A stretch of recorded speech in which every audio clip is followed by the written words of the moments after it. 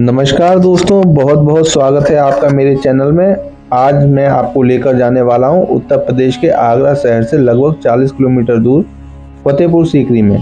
करीब 14 साल तक मुगल साम्राज्य की राजधानी रहने वाला ये शहर न सिर्फ बादशाह अकबर की जीत की निशानी है, बल्कि वह जगह है जहां पर उन्हें सूफी संत शेख सलीम चिश्ती से दुआ मांगने के बाद उनकी हिंदू रानी जोधाबाई से एक संतान हुई थी जिसका नाम था जहांगीर।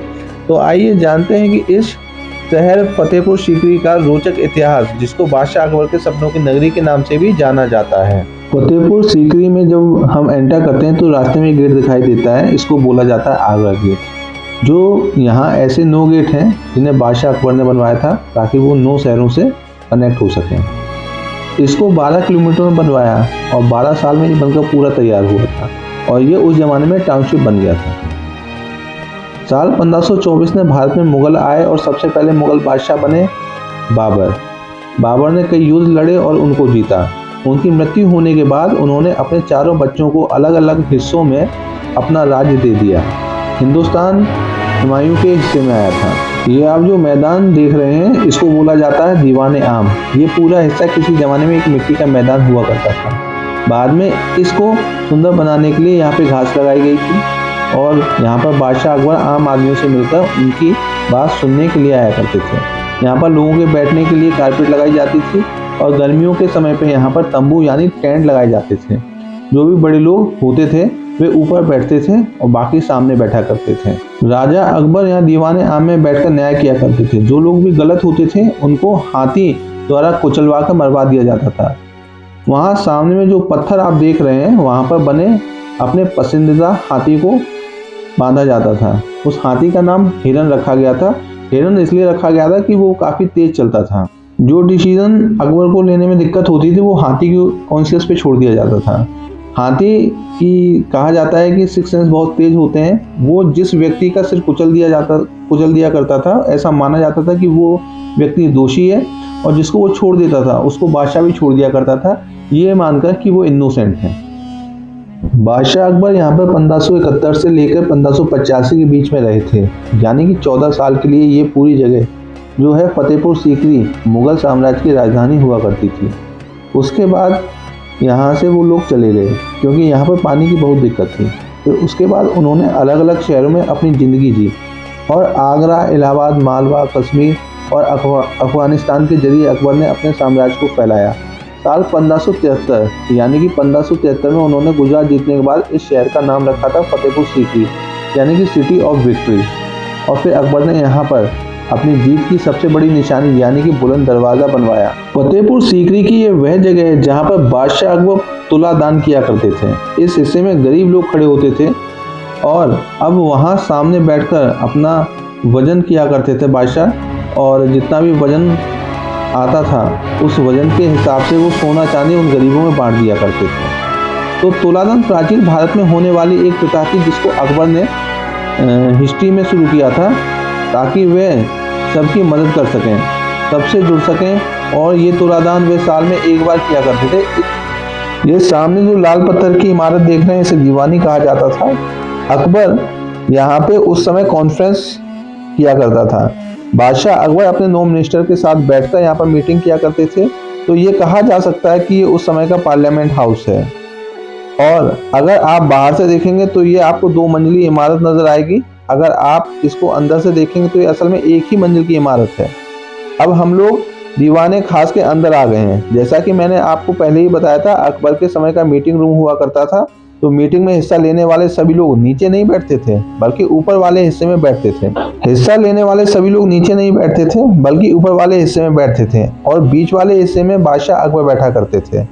और जो आपको चारों साइड में बालकनी दिख रही है, यहाँ पे उनके नवरत्न यानी कि उनके वजी बैठा करते थे, जो थे बीरबल, तानसेन, अबुल फजल, फैजी, मानसिंह, टोडरमल, मुल्ला तो प्याजा, अजुद्दीन और अब्दुल रहीम। ये जो पिलर आप देख रहे हैं इसमें अकबर ने 7 धर्मों को उतारा है। ऊपर जो आप देख रहे हैं वो है जैन धर्म का डिज़ाइन। ये जो जिगजैग लाइन है वो एक ईरानी यानी पर्शियन डिज़ाइन है। जो बड़े आग बने हैं वे एक मुस्लिम डिज़ाइन है। छोटे आग क्रिश्चियन डिज़ाइन है। खड़क बना हुआ है वो सिखिज्म को दर्शाता है और लोटस हिंदुत्व के लिए है और सबसे नीचे क्राउन ऑफ बुद्धिज्म बना हुआ है। इस तरह अकबर ने 7 धर्मों को शामिल कर एक धर्म बनाया जिसमें बोला गया दीन इलाही। लेकिन इस धर्म के ज़्यादा फॉलोअर्स नहीं निकल पाए, तो अकबर ने सबसे कहा कि आप अपने धर्म को ही फॉलो करें लेकिन मिलकर रहें। इसलिए ये पिलर दीन इलाही का सिंबल है। फिलहाल ऊपर जाने का रास्ता गवर्नमेंट ने बंद कर रखा है ताकि ऊपर फ्लोर पर ज़्यादा भार न पड़े।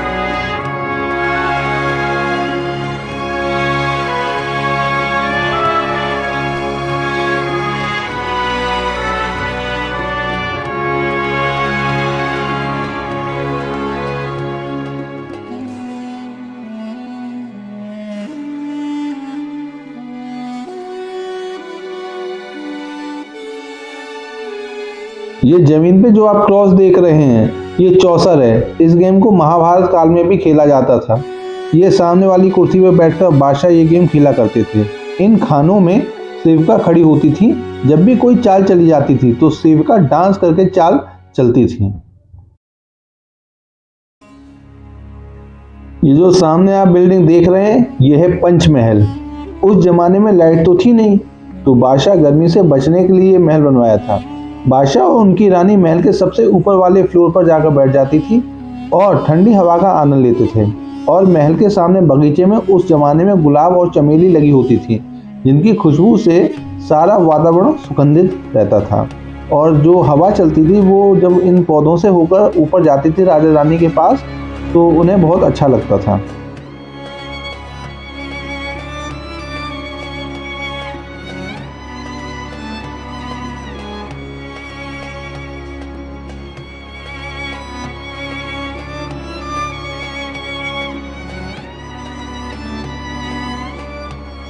ये सामने वाली इमारत में दासियों के बच्चे पढ़ाई किया करते थे। यहाँ ऊपर के हिस्से में लाइब्रेरी हुआ करती थी। यहाँ आप देखेंगे कि सारी छतें नीची हैं। ये वास्तु के अकॉर्डिंग भी बनाई जाती थी और ये भी माना जाता था कि राजा अकबर की हाइट थोड़ी कम थी, तो वो ये चाहते थे कि उनके सामने जो आए वो थोड़ा झुककर आए।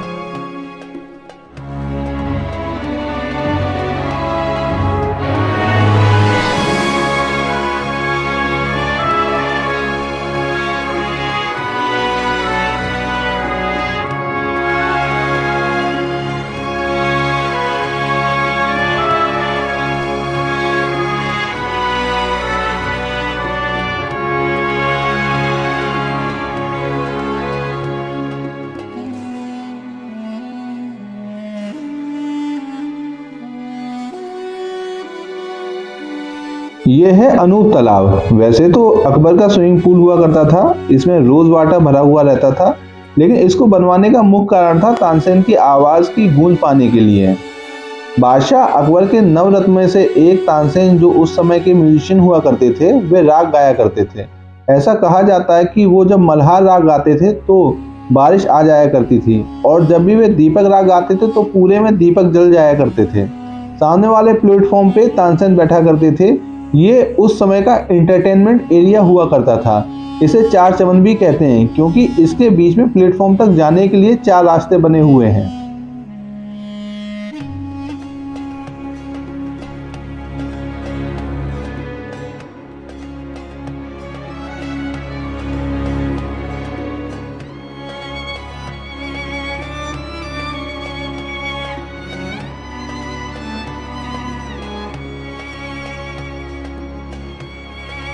ये सामने वाला स्थान आप देख रहे हैं, ये अकबर की जो मुस्लिम वाइफ थी रुकैया बेगम, जिन्हें तुर्की की सुल्ताना भी कहा जाता है, ये उनके लिए बनवाया गया था। इसे शीश महल भी कहा जाता है क्योंकि इसकी दीवारों पे रंग बिरंगे शीशे और बहुत ही महंगी किस्म के हीरे लगे हुए थे।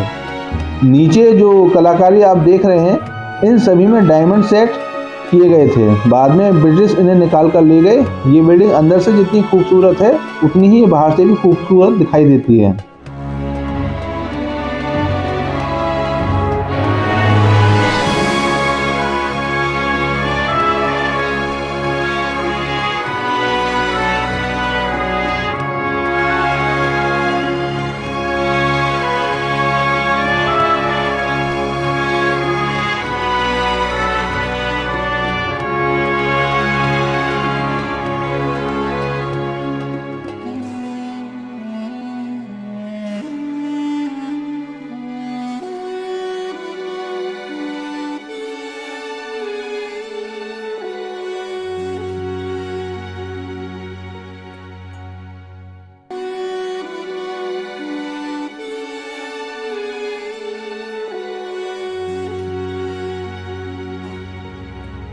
अब हम आपको ले चलते हैं अकबर के डाइनिंग रूम में, जहाँ वो अपने रानियों के साथ बैठकर खाना खाया करते थे।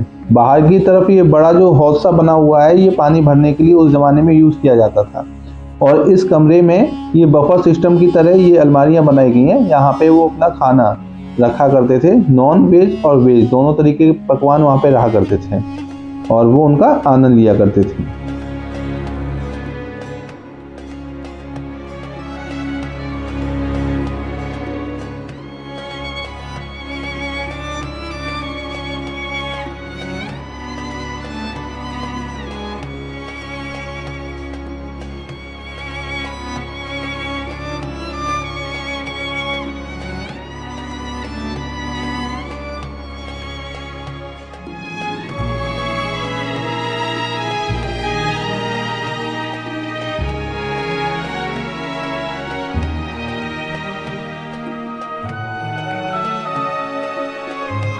ये है बादशाह अकबर का बेडरूम। उनका पलंग है जो ऊंचाई पर बना हुआ है। इस पर चढ़ने के लिए चंदन की लकड़ी की सीढ़ियाँ हुआ करती थी। ये सीढ़ियाँ से जब बादशाह ऊपर चढ़ जाया करते थे तो सीढ़ियों को हटा दिया जाता था। ये इसलिए ऊंचाई पे बना हुआ था ताकि कोई व्यक्ति अपने बादशाह से बगावत करके उन पर हमला करके उनको मार ना दे। जब राजा अपने पलंग पर चढ़ जाते थे, अपने बेड पर चढ़ जाते थे, तो जो ये सीढ़ियाँ थी ये हटा दी जाती थी। और इन्हीं के पास में एक चैम्बर बने हुए हैं जिसमें रोज़ को पानी में डाला जाता था ताकि वहाँ पे जो माहौल है बहुत सुगंधित रहे।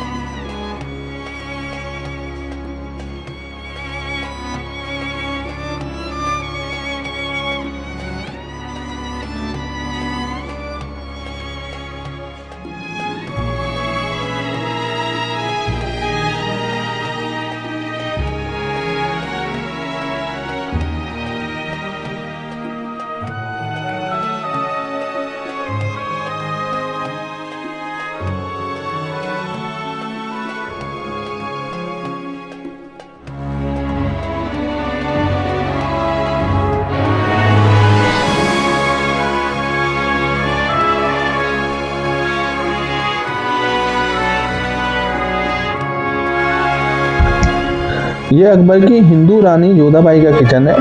यहाँ वो अपना शाकाहारी भोजन बनाती थी। रानी ने जब अकबर से शादी की थी तो उन्होंने शर्त रखी थी कि मैं अपना मजहब कभी नहीं बदलूंगी और आपको मेरे लिए मंदिर बना के देना होगा। दूसरी शर्त थी कि मैं अपना खाना खुद बनाऊंगी, इसलिए मेरा किचन भी अलग बना के देना होगा। इसलिए अकबर ने ये रसोई रानी के लिए बनवाई थी। इस पर आप देखेंगे कि 156 टाइप्स की ईयरिंग की डिज़ाइन लगी है जो राजस्थानी कुंडलों की झलक दिखलाती है।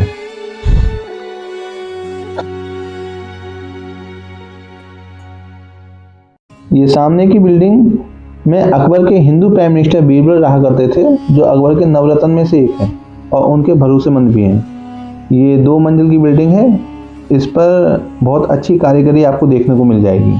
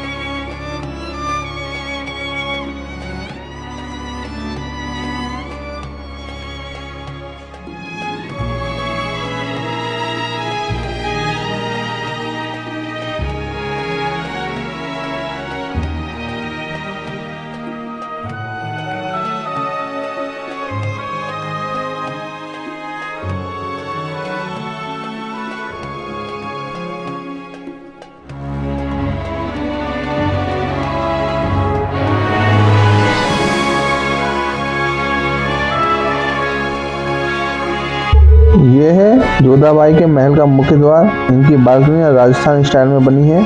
इस महल को हिंदू और इस्लामिक आर्किटेक्चर से बनवाया है। ये बालकनी राजस्थान स्टाइल है और ऊपर जो 2 गुंबद दिख रहे हैं वो इस्लामिक स्टाइल है। चलिए तो अब जोधाबाई के महल में अंदर चलते हैं।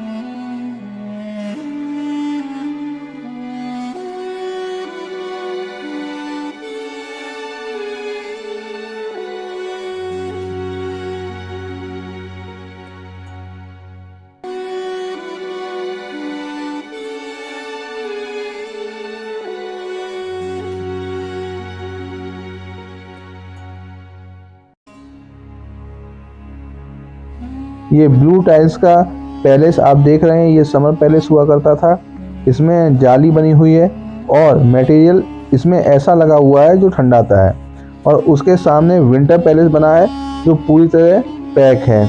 इसके ऊपर ऐसा मटेरियल लगा है जो सूरज की रोशनी पड़ने से गर्म हो जाता है, जिससे कमरे में भी गर्मी हो जाती है।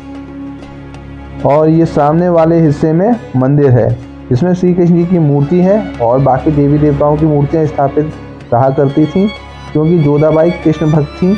और बीच आंगन में तुलसी मैया के लिए भी जगह बनाई गई थी।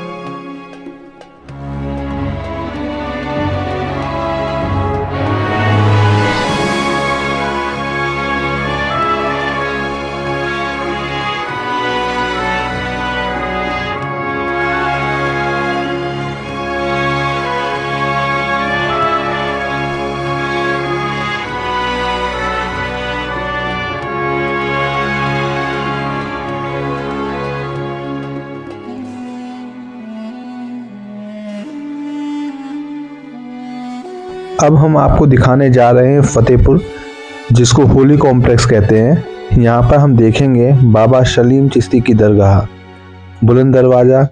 अभी हम जिस दरवाजे से अंदर आए हैं उसे बोला जाता है बादशाही दरवाज़ा, जिससे बादशाह अकबर अंदर आते थे। इस एरिया को महत्वपूर्ण एरिया कहा जाता है क्योंकि यहाँ दरगाह बनी हुई है।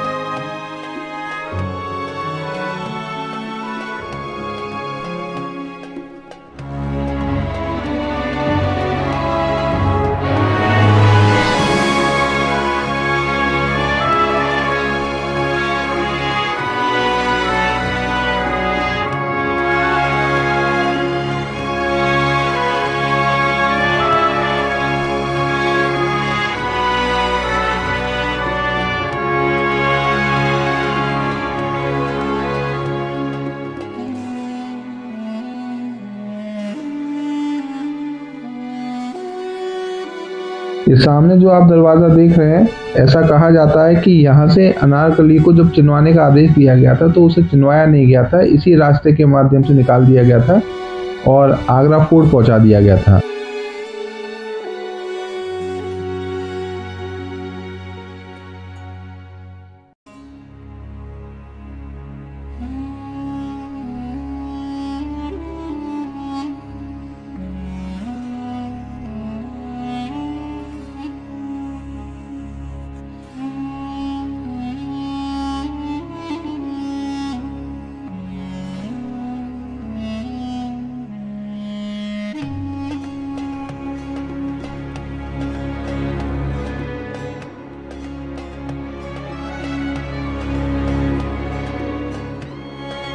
अब आप जो स्थान देख रहे हैं ये वजू के लिए है।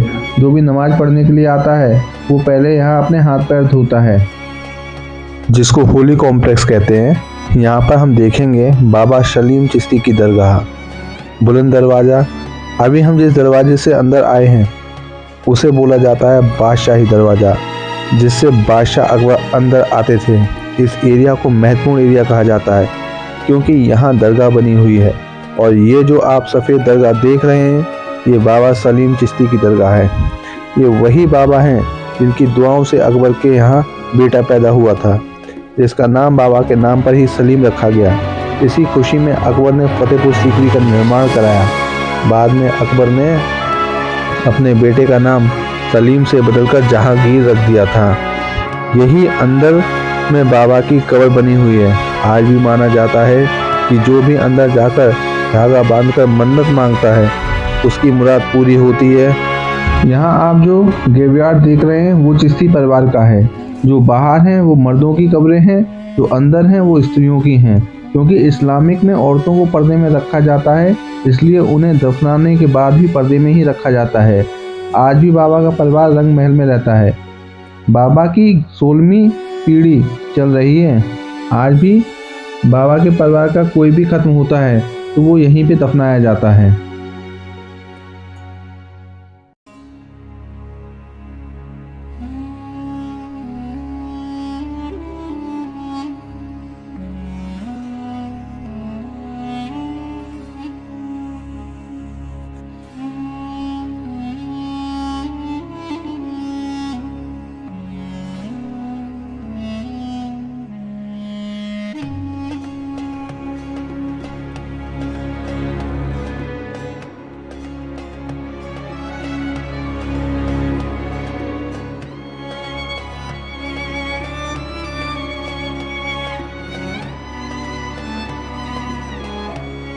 ये जो सामने आप बिल्डिंग देख रहे हैं ये जामा मस्जिद है। यहाँ अकबर के समय में लोग नमाज पढ़ा करते थे और आज भी यहाँ 5 टाइम की नमाज अदा की जाती है। यहाँ कुल मिलाकर 83 कमरे हैं। बादशाह अकबर के समय में ये कमरे छात्रावास हुआ करते थे। यहाँ गरीब बच्चे निःशुल्क रहते थे, पढ़ते थे और निःशुल्क खाते थे।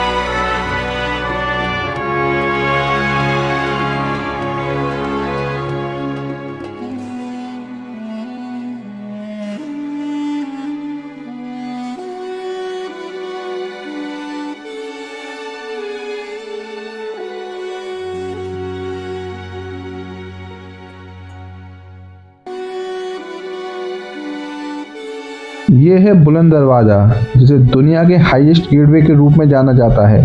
Red and buff stone and black and white marble से सजाया गया ये 176 फीट ऊंचा दरवाज़ा बादशाह अकबर ने गुजरात विजय के बाद बनवाया था। गुंबद और मीनारों से सजे हुए इस बुलंद दरवाजे के आगे इसके स्तंभों पर कुरान की आयतें भी देखने को मिल जाएंगी। दरवाजे के तोरण पर ईसा मसीह के संबंधित कुछ लाइन भी लिखी हुई हैं, जिसमें मरियम के पुत्र जीसस ने कहा है, यह संसार एक पुल के समान है, इससे गुजरो अवश्य, बत इस पर खर मत बनाओ।